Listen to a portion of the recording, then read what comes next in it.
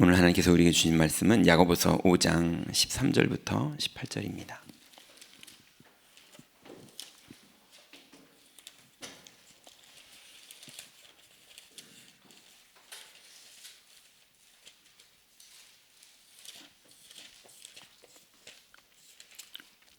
야고보서 5장 13절부터 18절까지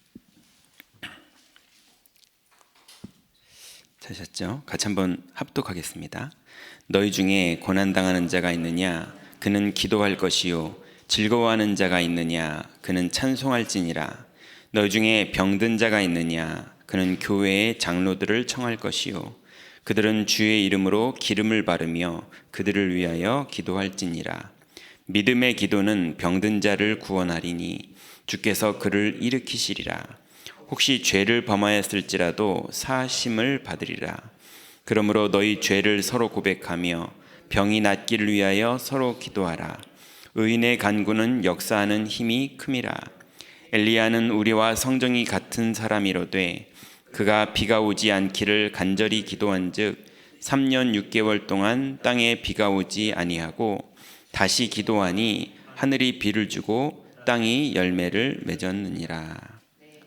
아멘.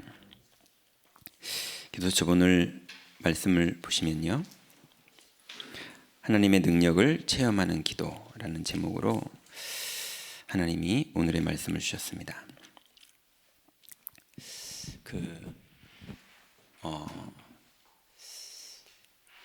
제가요 이제 예전에 이제 처음 다락방을 만났던 교회가 있었어요. 작은 이제 교회였는데요. 그 교회에서 젊은 이제 20대 이제 학부생 하고 있는 전도사가 마음에 너무 이제 괴로움이 있었어요. 그게 뭐였냐면 흉보는 의미의 얘기가 아니라 현장에서는 하나님이 막 역사하셔서 이 막 다락방이 현장에 많은 사람들을 살리는, 저도 처음 보는, 제 능력도 아니라 그냥 가서 복음 편지 읽고 하는 거일 뿐인데 이렇게 역사가 일어나나 싶을 정도로 너무 이 복음의 능력이 사람들을 변화시키고, 그런 걸 이제 저도 그냥 복사해서 들고 가서 말하고 있는데 너무 큰 일이 벌어지는 거예요. 그러니까 막 사람들이 헌금을 내기 시작하는데, 저는 그때 사례비 40만 원 받을 때인데 매주 100만 원씩 헌금을 막 주고, 제가 놀래가지고 그걸 이제 안 받고 도망 다녔어요. 왜냐하면 그거 받으면 제가 무너지겠더라고요. 안 그래도 사는 것도 힘든데, 그거 받았다가는 제 멘탈이 무너질 것 같은 거예요. 그리고 이제 한국 유교 사상 있잖아요. 그런 거 안 합니다. 이러면서 도망 다녔거든요. 그랬더니 저 사람 다르다면서 더 난리가 나는 거예요. 그러더니 너무 역사가 일어나니까 어떤 분은 비상장 주식이 이제 상장됐다면서, 얼마인지는 모르겠어요. 봉투는 이렇게 두꺼웠거든요. 돈 봉투가요. 그걸 1,000원짜리를 넣은 건지 뭔지 모르겠는데 자기가 이제 그걸 갖고 온 거예요. 11조라면서. 도망가고, 또 100만 원씩 계속 내던 분이 제가 안 받고 도망 다니니까 일주일 동안 새벽 기도를 하고 제가 응답받았다고, 주라고 응답받았다고 하면서 갖고 온 거예요. 그래서 제가 그분들 앞에서 그분의 이름을 쓰고 이제 저희 교회에다가 이제 그걸 매주 헌금을 5주를 내니까 담임 목사님께서 이제 그 사람 우리 교회에 등록시키라 하시더라고요. 이분들은 절대 그러면 안 되는 분들이라고, 복음만 딱 전해야 될 분인 것 같다고. 근데 저는 학부생 전도사였으니까 이제 혼나는 거죠. 담임 목사님 시킨 대로 해야지, 이렇게요. 지금 누구를 흉보는 얘기가 아닙니다. 이제 그러다 보니까 이제 왜 앞뒤가 다르지? 왜 설교할 때랑 회의할 때랑 다르지? 이런 생각들이 젊다 보니까 이제 들기 시작했어요. 그 이제 제 생각이 뭔가가 들어온 거죠. 나는 깨끗하게 뭔가 했는데 왜 담임 목사님은 저러지? 뭐 이런 식의 어떤 그런 논리 구조로 아무리 봐도 내가 맞는데 뭐 이런 생각이 드는 거예요.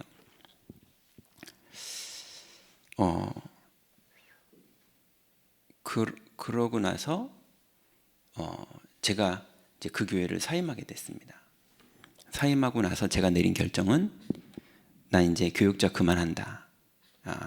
이 세계에 너무 예수는 그리스도가 맞고 너무 하나님은 지금도 역사하시고 계시는데 교역자의 세계는 너무 지저분하다. 막 목사님들끼리 싸우고 또 저도 막 맨날 혼나고 근데 막 설교는 너무 은혜스럽게 하시고 이러니 여긴 내가 있을 때가 아니다. 나는 평신도로 살면서 내가 이제 복음 전하면 되니까 이제 내가 복음 배웠으니까 뭐 이러면서 이제 아버지한테 연락했어요. 젊을 때니까요. 아버지 저 이제 취직할게요. 아버지 불신자 아버지가 너무 기뻐하시는 거예요. 저 직장 좀 알아봐 주세요. 알았다. 기다려라. 기다리라. 예수님하고 똑같이 기다리라 그래가지고 기다리는데 그때 제가 두 가지 깨달았습니다. 이제 전도사 딱지 내려놨고 이제 직장 출근할 교회에서 전사로 열심히 살았거든요. 어느 정도 열심히 살았냐면 여러분 전 전사 때 저는 서울 용산구 효창동이 고향입니다. 근데 제가 저희 교회 화장실이 그때 푸세식 화장실이었어요. 그래서 전도사 업무 중에 똥 푸는 것도 있었습니다. 맨날 겨울에 보일러 터지면 새벽에 3시, 4시에 그 보일러 녹여가지고 전 그래서 시멘트 공구리도 잘 치고요. 보일러도 잘 고치고요. 뭐 교회 수해 나면 그 수해 다 청소하고 뭐 그런 거 잘하면서 교육자 생활을 했었거든요. 그런데 이제 교육자를 딱 그만둘 생각을 하고 직장 취직할 생각을 하니까 이제 복음 전하면 되니까요. 직장에서 그랬는데 첫 번째로 제가 그때부터 이제 막 채팅을 해가지고 불신자들을 사귀었어요. 이제 나는 이제 현장으로 들어갈 거니까 뭐 그런 의로운 목적도 아니고 그냥 할 게 없어가지고요. 그러다 보니까 불신자들이 만나졌고 그러다 보니까 나이트클럽도 처음으로 따라가 봤고 그리고 뭐 구경했는데 시끄럽고 막 춤추는데 춤은 출 줄 모르겠고 뭐 그러고 있다가 얘기하다 보니까 이 친구가 갈급한 거예요. 그래서 다 버리고 나왔지만 할 줄 아는 게 영접시키는 거. 그래서 나이트클럽에서 영접하고 그러다 보니까 2명이 있는데 이 친구들이 바람난 거더라고요. 불신자들 모임인데 근데 바람난 사이에서 또 둘이 갈등하고 있어요. 그래서 또 복음 전했더니 영접하고 불신자 상태 얘기했더니 너무 충격받고 복음 전했더니 영접하고 영접했으니 다락방하고 이러면서 아직 취직 연락은 안 왔는데 다락방이 30군데가 열려버렸어요. 2년 동안 돈 10원 없이 그리고 교회도 없이 하나님이 계속 불신자들 역사하셨는데 그래서 완전히 불신자 현장에 있다 보니까 안양 지역에서요 제 별명이 하나 생겼어요. 용한 전도사. 귀신 보이는 사람들, 귀신 보이는 노래방 주인, 그다음 귀신 문제가 해결 안 돼서 스님이 7년이나 됐는데도 7년 동안 그 귀신 문제가 해결 안 됐던 스님, 뭐 많은 분들이 연결해가지고 무당 대체용으로 연락이 오는 거예요. 이두저도 안 되는 사람들이. 그래서 복음이 증거됐거든요. 그런데 그래서 제가 첫 번째 제 속에 있는 걸 느낀 게 뭐였냐면 나는 교회 전도사 내려놓으니까 아무도 나를 안 보니까 첫 번째로 나는 나이트클럽 가는 수준이구나. 아니 아무것도 이제 아무도 안 보고 아무 할 일도 없으니까 제가 흘러간 자리는 불신자들 만나서 나이트클럽 가는 수준이더라고요. 제 관심과 방향이 그쪽이었나 보죠. 뭐 도서관을 간 짓도 않고요. 예, 뭐 그러더라고요. 두 번째로 교회를 사임한 게 이제 12월 달이었는데요. 그럼 이제 뭔가 아이들과 이제 교회를 가야 되지 않습니까? 저희 아내와 아이들과. 그 갈 때가 그래서 예원교회를 갔어요. 가서 예배를 드렸어요. 그리고 두 번째 주일날, 이제 교회 사임하고 두 번째 주일날, 이제 예원교회 주일학교 예배가 9시부터 시작하니까 유치부 예배를 우리 아이들이 가야 되니까 집사람이 다 준비했는데 저 혼자 미기적 하다가 머리도 안 감고, 그래가지고 미안해 오늘 먼저 가, 이래가지고 집사람이 애들 둘 데리고 한겨울에 발산역까지 가가지고 발산역에서 걸어서 예원교회까지 이제 간 거예요. 제가 1부 예배 시간이 됐는데 아직도 이불에 누워 있어요. 미안해, 내가 점심은 알아서 먹어, 내 2부 예배 맞춰서 갈게. 2부 예배 시간 됐는데도 일어난다 하면서 끝내는 누워 있었어요. 그래서 제가 그날 알았어요. 아무도 안 보니까, 교회에서 그렇게 믿음으로 살던 제가 아무도 안 보니까 교회도 안 가더라고요. 여러분은 아무도 안 보시는데도 교회 지금 오셨죠? 저는 수준이 어느 정도냐면 아무도 저를 안 보니까 교회도 안 가더라고요. 그게 제 밑바닥을 그때 처음 본 거였습니다. 나는 사람들이 안 보면 교회도 안 가는구나. 그렇게 새벽 예배 차량 운행도 하고 설교도 하고, 헌신도 하고, 그래서 그 교회 10주년 때 공로상도 받았거든요. 딱 3명 받는 그 공로상 중에 저도 있었거든요. 그 정도로 하나님 앞에 믿음으로 살았다고 생각했는데 아무도 사람들이 저를 안 쳐다보니까 저는 주일날 교회도 안 가더라고요.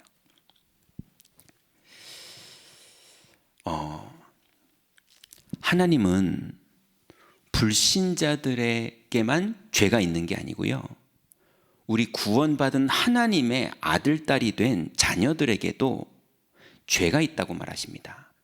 불신자의 죄는 그리스도로 끝났어요. 죄와 사망의 법에서 완전히 해방됐어요.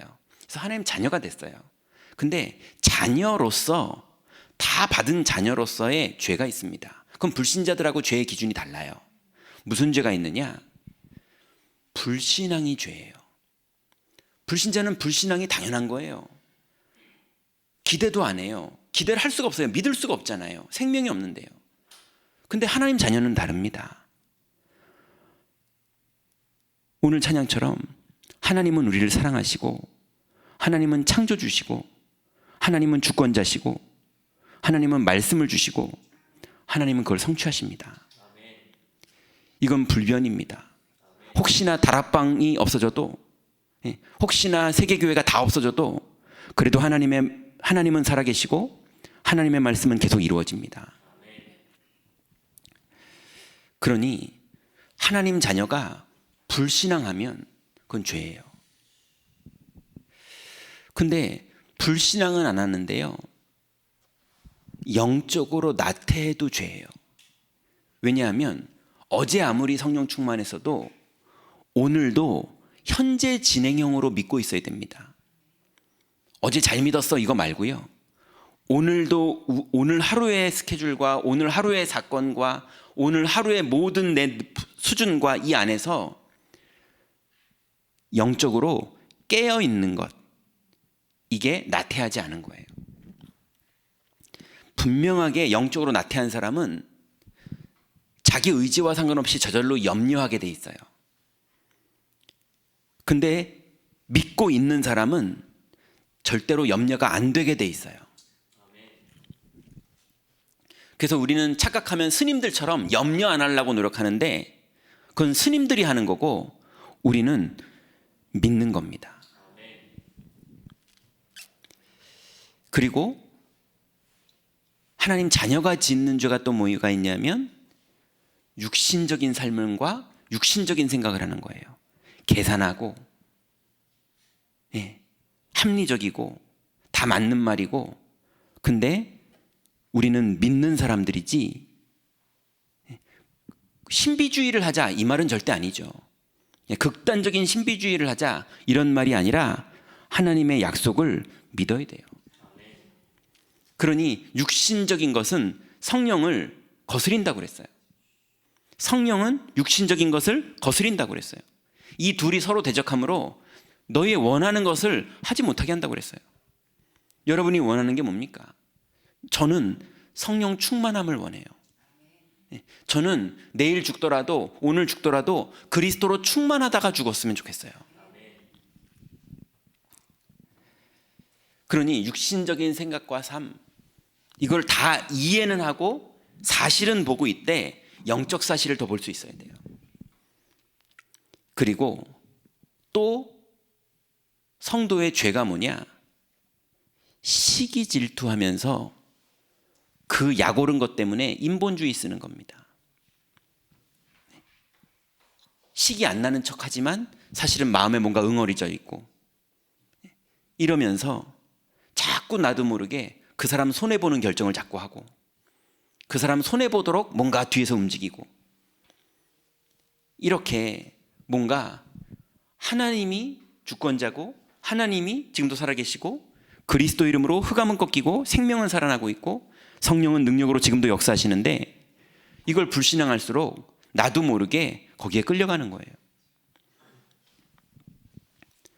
경찰이 경찰을 안 하면 그게 죄이듯이 성도가 빛을 비추고 있지 않으면 그게 죄거든요. 그리고 성도의 죄가 또 뭐냐? 내 자아를 실현하려고 하는 거예요.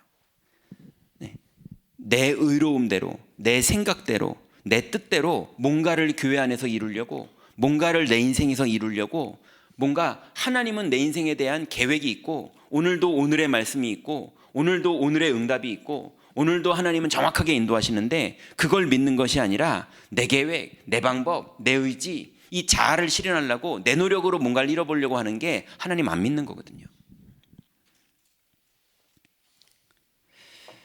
그러면서 사람 의존하는 거, 하나님 의존하는 게 아니라 남편 의존하고 아내 의존하고 자녀 의존하고, 좀 나쁜 말로 너무 극단적인 표현이긴 하지만요, 목사님 의존하고, 그렇지 않습니다. 우리는 하나님 의존하면 됩니다. 그러니 이걸 다 포함해서 한마디로 우리는 오직 그리스도 이렇게 말합니다. 그러면 반드시 오직 그리스도가 된 사람은 오직 하나님 나라를 간절히 구할 수밖에 없어요. 왜냐하면 내 뜻을 안 하려고 그러니까, 내 방법과 인본주의를 버렸으니까, 내 나태함을 안 하고 싶으니까, 내 불신앙대로 안 살고 싶으니까 하나님 나라가 내 머리에 임하고, 하나님 나라가 내 생각에 임하고, 하나님 나라가 내 현장에 임하고, 하나님 나라가 나와 관련된 사람에게 임하는, 그걸 간절히 원하는, 그거밖에 할 수 있는 게 없는데 그분이 임하시면 문이 열리기도 하고 닫히기도 합니다. 근데 그 임하시는 시간표가 언제냐? 그걸 예수님이 기다리라고 그런 거거든요. 그랬더니 드디어 그분이 임하십니다. 그게 오직 성령이에요. 시간표가 언제냐? 성령이 너에게 임하시면. 우리는 그전까지는 하나님 나라를 누리면서 기다리는 겁니다. 어떤 상황에서도 오직 그리스도, 오직 하나님 나라 기다리다가 성령이 임하시면 승리하는, 이거에 우리는 전문가가 돼야 됩니다. 그것만 모든 것에서 하는데, 염려가 와도 그거 하고, 낙심이 와도 그거 하고, 위기가 와도 그거 하고, 어려움이 와도 그거 하고, 내가 민망하고 죄를 지었어도 7번 죄를 지어서 넘어졌을지라도 그거 하는 게 우리의 길이에요.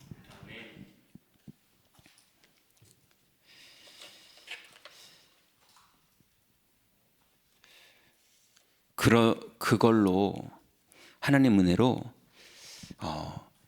몇 번을 또 넘어졌고 부족했지만 그래도 뻔뻔스럽게 이거 믿고 이렇게 인도받는데, 하나님이 저 개인적으로는 더 이상 하나님께 요구할 수 없다 싶을 정도로 저는 많이 받았습니다. 넌 오늘부터 응답 안 줘.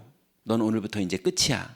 그래도 하나님 그동안 감사했었습니다. 이럴 입장이지 제가 이게 뭐예요? 이럴 입장이 저는 아니에요. 이미 망했어도 옛날에 망했을 사람이고 이미 돌아서도 옛날에 돌아설 사람이기 때문에 오늘부터 너는 구원 못 받아. 넌 오늘부터는 그냥 지옥이야. 넌 오늘부터는 마귀자녀야. 오늘부터 망할 거야. 오늘 죽을 거야. 그래도 저는 감사하다고 그래야 될 입장이지 그동안 너무 감사했습니다.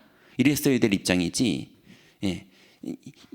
지금 와서 이런다고요? 이럴 수 있는 저는 입장이 아니에요.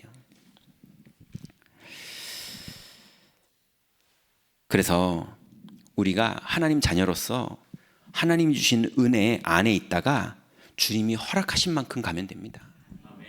분명한 건 예수는 지금도 그리스도입니다. 그리고 모든 민족에게 복음이 증거된 후에야 끝이 올 겁니다. 혹시나 내가 못하더라도 하나님은 하실 겁니다. 그냥 그 안에 있어서 주님이 쓰시면 감사하고 안 쓰셔도 감사할 수밖에 없습니다. 자, 그러면 오늘 기도 수첩을 보시면 이해가 되실 겁니다. 그대로 읽겠습니다. 하나님의 능력을 체험한다고 할 때 가장 중요한 기준은 매일 응답이 확인되는 삶입니다. 이 속에서 모든 것이 나와야 됩니다. 예배나 정시 기도를 할 때 모든 일정을 놓고 우리가 기도하게 됩니다. 그러나 그것보다 더 중요한 것은 메시지를 확인하는 것입니다. 하나님께 많은 질문을 하면서 기도할 때 주님은 깨닫게 하시고 모든 것을 알게 하시고 생각나게 하십니다. 요한복음 14장 6절에는 영원토록 함께 계신다고 그랬고 14장 26절에는 모든 것을 깨닫게 하시고 가르치신다 했고 16장 13절에는 진리의 성령이 오시면 그가 너희를 모든 진리 가운데로 인도하셔서 그가 스스로 말하지 않고 들은 것을 말하며 장래일을 분명히 우리한테 알리시겠다고 약속을 하셨습니다.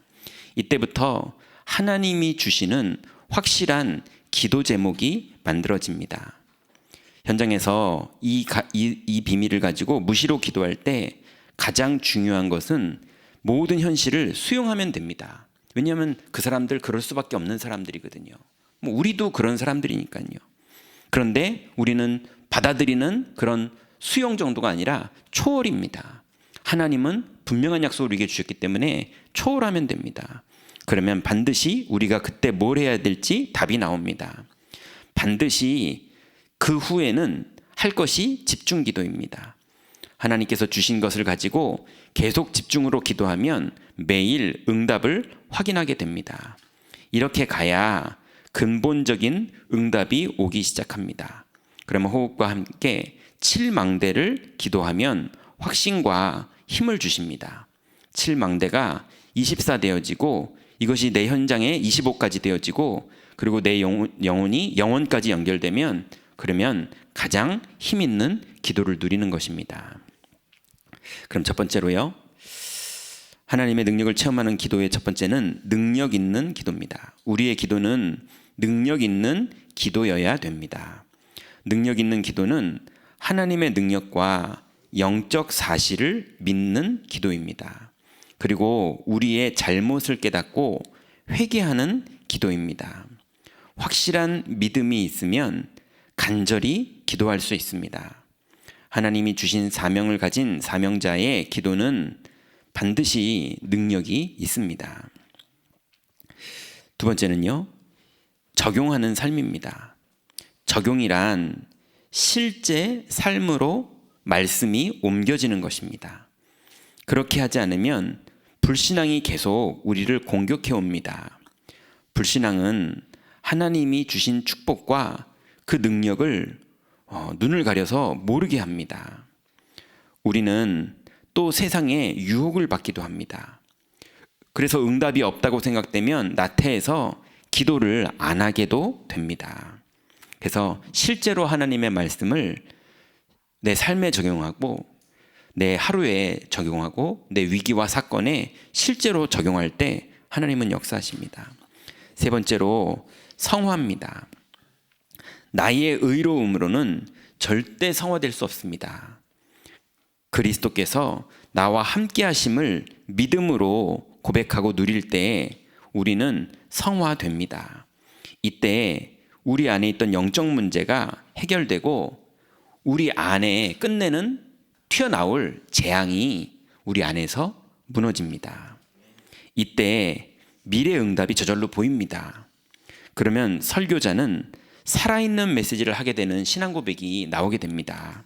그리고 중직자는 반드시 교회와 산업과 후대를 살리는 하나님의 나라가 이루어지고 성령의 역사가 그 사람에게 나타납니다. 그래서 어떤 고난이 와도 전부 내가 어떻게 하면 될지가 해석이 됩니다. 그래서 오늘도 현장에서 우리가 하나님 앞에 신앙 고백할 때 반드시 그 현장에 하나님의 성령이 임하시고, 성령이 임하면 절대로 사탄은 결박되고 하나님의 계획은 강력하게 이루어집니다. 오늘도 이 축복 속에 있으시다가 하나님이 계획하신 모든 것들이 그대로 다 이루어지는 그 응답을 누리시기 바랍니다. 언약기도 같이 기도하겠습니다. 하나님께 감사드립니다. 매일 응답이 확인되는 삶을 살게 하옵소서. 이것이 하나님의 능력을 체험하는 것임을 알게 하옵소서. 또 매일 메시지를 확인하게 하시고 근본적인 응답을 받게 하옵소서. 그리스도와 함께 하심을 누리는 시간에 영적 문제가 해결되고 재앙이 무너지게 하옵소서. 예수 그리스도 이름으로 기도하옵나이다. 아멘. 제가 기도하겠습니다. 하나님 감사합니다. 오늘 하루 종일도 하나님 모든 염려와 나태하고 싶은 마음과 불신앙과 하나님 인본주의와 약오르는 것과 하나님 여러 사탄의 속임수 앞에서 절대로 속지 않고 오히려 그 모든 것을 그리스도를 믿는 믿음으로 바꾸게 하시고, 그리스도를 믿다가 하나님 나라가 이루어지는 그 축복 속의 성령 충만함을 누리게 하시고, 하나님의 시간표가 오늘 중에 이루어질 것들 주님이 임하셔서 이루시사 흑암이 무너지고 하나님의 능력이 나타나며 사람들이 살아나며 하나님의 뜻이 이루어져 문이 열리는 응답을 누리는 축복의 날 되도록 주님 인도하여 주옵소서. 우리 임마누엘 모든 성도들 하나님 모든 현장에서 믿음의 고백을 하다가 능히 승리하는 축복의 날 되게 하시고, 성령으로 하나님 모든 교육자들과 모든 장로님들과 모든 렘넌트들 모든 성도들을 주님이 축복하시고 인도하여 주옵소서. 예수 그리스도의 이름으로 기도드렸습니다. 아멘.